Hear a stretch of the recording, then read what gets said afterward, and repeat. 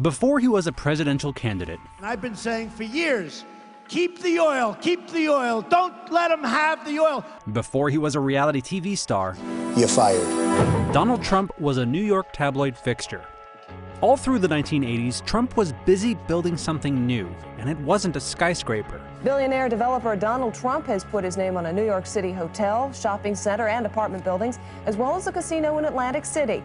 And now he's going to put his name on a big piece of Eastern Airlines. Trump was creating a public persona, one that could be both funny and demeaning, arrogant and somehow in touch with the common man.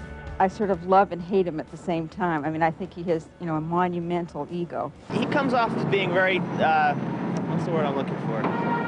Arrogant? Yeah, he's arrogant. I like him. The man's got it made, got everything. He often did this by picking fights.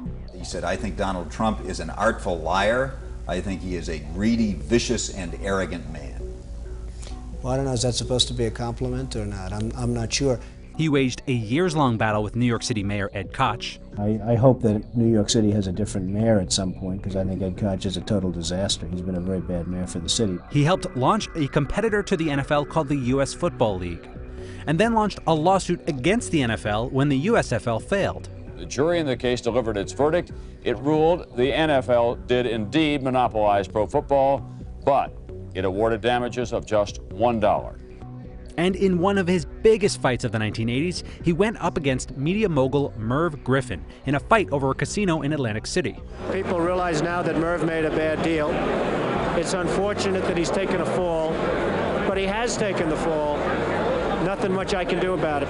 Donald loves that perception. I won. He is still, a year later standing in New York going, I won. He wants to make sure everybody in America knows he won. But the Donald Trump we know today is more than just a boastful brawler. That's because there's one more tactic that Trump apparently learned in the 80s and uses to great effect on the campaign trail today: keep people guessing about any long-term plans. Mr. Trump, what's left in your life? You're 33 years old, you're worth all this money. You say you didn't say that you want to be worth $1 billion. No, I really don't. I just want to keep busy and keep active. Could $1 billion buy the White House? What do you think? Well, Does I don't money think it give can. you... I know a lot of the politicians. I like a lot of the politicians. They're friends of mine. Trump carefully cultivated speculation about his future. In 1987, he ran a full-page ad in major newspapers that read like a political manifesto. A blow-up of the ad is now on display at Trump Tower on Fifth Avenue.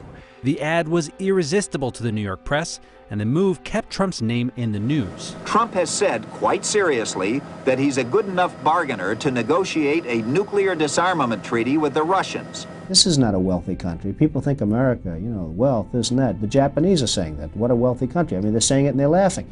Country's losing $200 billion a year. We ought to go in, the next time they fire so much as a bullet at one of our ships, we ought to go in and take over their oil.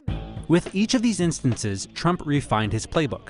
His attacks. Steve, you're going to have to start pushing these people now a little bit, because it's getting a little ridiculous as far as I'm concerned. His boasts. We'll probably sell an extra 10,000 season tickets, and that's a lot of tickets. And his shifting positions. Do you have the genes to be a successful politician? Well, you never really know. I think I'm pretty outspoken, and that's not probably a good thing in terms of a politician, but it's a good thing if you ever got elected, you can really do a job. Now, even back in the 80s, many found Trump's over-the-top personality distasteful. What may be most discouraging of all is that Palm Beach will accept almost anything if it's got enough money, but somehow it will not accept Donald Trump. But by playing the role of an unpredictable bully with the Midas touch, Trump showed he couldn't easily be ignored. I believe that perhaps I'm portrayed differently than I actually am. I believe I'm portrayed in a rougher sense than the actual product. And I hope that's true, because I hope the actual product is a lot more mellow than the portrayal. And that may be his biggest asset of all.